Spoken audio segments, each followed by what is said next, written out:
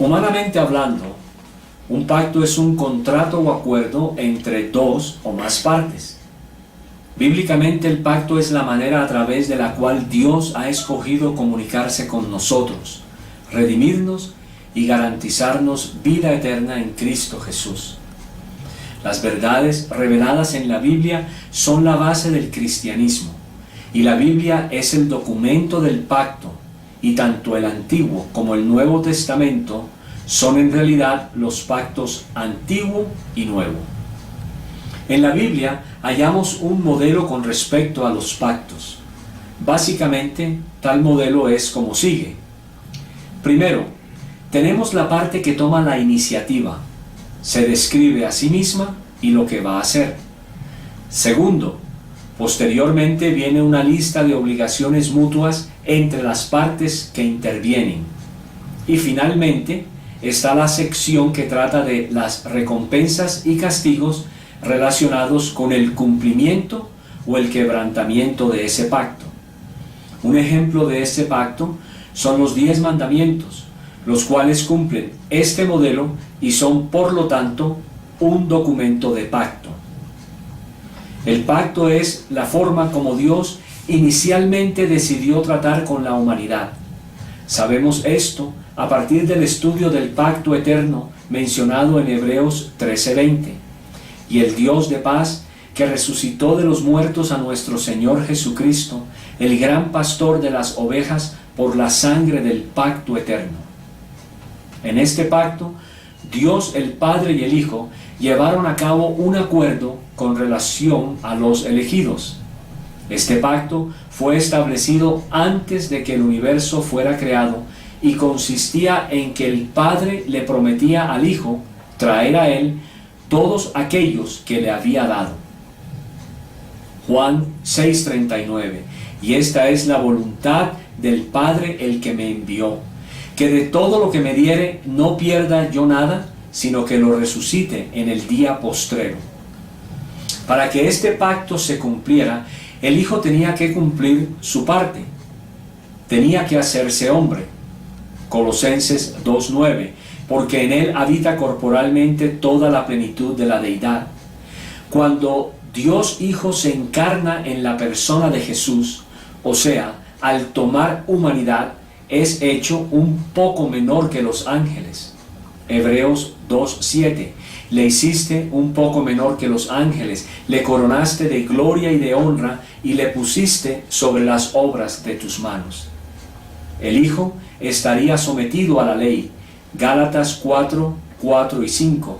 Pero cuando vino el cumplimiento del tiempo, Dios envió a su Hijo, nacido de mujer y nacido bajo la ley, para que redimiese a los que estaban bajo la ley, a fin de que recibiésemos la adopción de hijos. El Hijo moriría por los pecados del mundo. Primera de Juan 2:2. Y Él es la propiciación por nuestros pecados, y no solamente por los nuestros, sino también por los de todo el mundo. Y finalmente, el Padre lo resucitaría de entre los muertos. Entonces, el pacto eterno lleva al pacto de la gracia. Mientras que el pacto eterno fue hecho entre el Padre y el Hijo, el pacto de la gracia es establecido entre Dios y el hombre. Este último pacto es donde Dios le promete al hombre la salvación eterna sobre la base del sacrificio de Jesús en la cruz.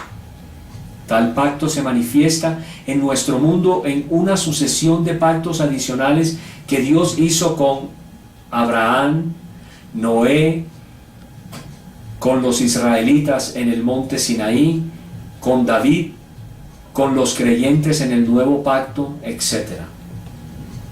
Nuestra intención es entonces presentar el punto de vista de que existen dos pactos principales. Sin embargo, hay desacuerdo en lo concerniente al número de pactos. Algunos dicen que realmente hay uno solo, el pacto eterno, del cual dependen todos los demás. Otros dicen que hay dos, otros tres, en fin.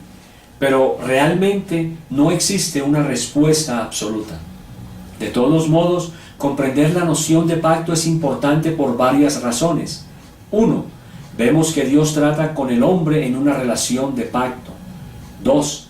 Ya que un pacto es un acuerdo, se trata de una promesa hecha por Dios. Y como podemos confiar eternamente en la palabra de Dios, podemos reconfortarnos grandemente en su pacto, el cual nos promete vida eterna en su Hijo. 3. Nos ayuda a ver la Biblia como un documento de pacto. Tanto el Antiguo como el Nuevo Testamento son en realidad los pactos Antiguo y Nuevo.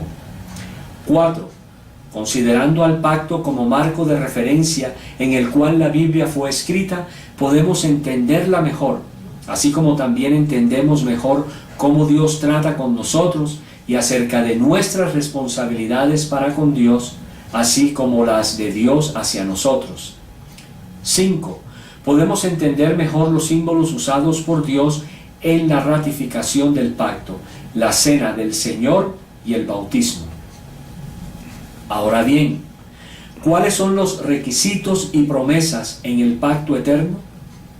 El Padre y el Hijo estuvieron de acuerdo en que este último, o sea, el Hijo, expiase los pecados de aquellos que el Padre le había dado, e hiciese lo que Adán no pudo hacer, o sea, observar la ley. ¿Qué requisitos se incluían en el pacto eterno? Que Dios asumiese la naturaleza humana, que el Hijo naciese y estuviese bajo la ley, que el Hijo, después de lograr el perdón de los pecados y la vida eterna por medio de la expiación, los aplicase a los elegidos. ¿Cuál es la relación entre el pacto eterno y el pacto de la gracia? El pacto eterno es el modelo para el pacto de la gracia. El primero es eterno, es decir, sancionado desde la eternidad, y el segundo es temporal, en el sentido de que se lleva a cabo en el tiempo. El pacto eterno es un acuerdo entre el Padre y el Hijo como garantía y cabeza de los elegidos, mientras que el pacto de gracia es un acuerdo entre el Dios Trino y el pecador. Si no hubiese habido un pacto eterno entre el Padre y el Hijo, no podría haber habido un pacto de gracia entre Dios y el hombre pecador. El Espíritu Santo es el que produce la fe en el pecador. Fue prometido a Cristo por el Padre, y la aceptación del camino de vida a través de esa fe nos fue garantizada por Cristo. El pacto con Adán es también conocido como el pacto de las obras. Este fue un pacto hecho entre Dios y Adán, donde Adán hubiera tenido vida eterna sobre la base de la obediencia a Dios. Al parecer, esto hubiese sido posible ya que Adán no tenía inicialmente una naturaleza pecaminosa. La promesa relacionada con aquel pacto era la vida. La condición era perfecta obediencia. Su pena, en caso de incumplimiento, era la muerte. El pacto con Noé. Este pacto fue la promesa de Dios a Noé de no destruir nunca más al mundo con un diluvio. Dios dio el arco iris como señal. El pacto con Abraham. Dios prometió una tierra y descendientes a Abraham, a quien se le mandó guardar el pacto y le dio la circuncisión como señal. El pacto con Moisés. Con la entrega de la ley, la nación de Israel fue constituida una nación santa, dándosele condiciones a seguir para asegurar su relación con Dios.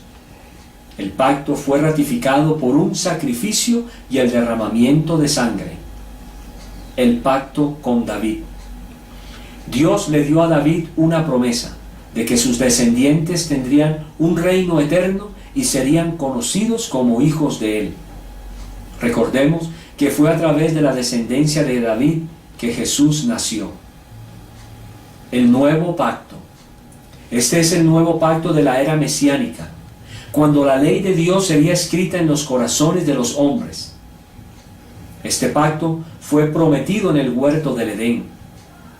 Génesis 3:15: y pondré enemistad entre ti y la mujer, y entre tu simiente y la simiente suya. Esta te herirá en la cabeza, y tú le herirás en el calcañar. Posteriormente, Dios le proclama de este pacto a Abraham. Génesis 12:3. Bendeciré a los que te bendijeren, y a los que te maldijeren, maldeciré, y serán benditas en ti todas las familias de la tierra. Este pacto se cumplió en Cristo. El pacto de gracia. Este pacto puede definirse como el acuerdo de bondad inmerecida entre el Dios ofendido y el pecador que ofende, y en el cual Dios promete la salvación por la fe en Cristo. El pecador la acepta por la fe, comprometiéndose a una vida de obediencia y de fe continua. A continuación, presentaremos una breve descripción entre el pacto de obras y el pacto de gracia. El pacto de obras. Dios es el creador y Señor. Lo estableció por su amor y bondad. El hombre aparece simplemente como una criatura de Dios relacionada correctamente con su creador. No hay mediador. La rectitud se basa en la obediencia de un hombre cambiable, lo cual es inseguro. El camino de la vida exige guardar la ley. El pacto es parcialmente conocido de manera natural, ya que la ley de Dios está escrita en el corazón del hombre. Ahora vamos con el pacto de gracia. Dios es el Redentor y Padre. Lo estableció por su misericordia y gracia. El hombre aparece como un pecador quien ha pervertido sus caminos y que solo puede restablecer su unión con el Padre a través de Cristo. Jesús es el único mediador. Se basa en la obediencia de Cristo como mediador. El camino de vida es por fe en Cristo Jesús. El pacto puede ser conocido exclusivamente a través de una revelación especial, la Biblia. Como hemos visto, tanto en el pacto de obras como en el pacto de gracia, Dios es la primera de las partes. Él toma la iniciativa y determina la relación que la otra parte deberá tener ante Él. Como hemos visto, tanto en el pacto de obras como en el pacto de gracia, Dios es la primera de las partes. Él toma la iniciativa y determina la relación que la otra parte deberá tener ante Él. Para concluir, podemos decir que Dios estableció el pacto de gracia con el hombre caído, quien está alejado de Dios por el pecado.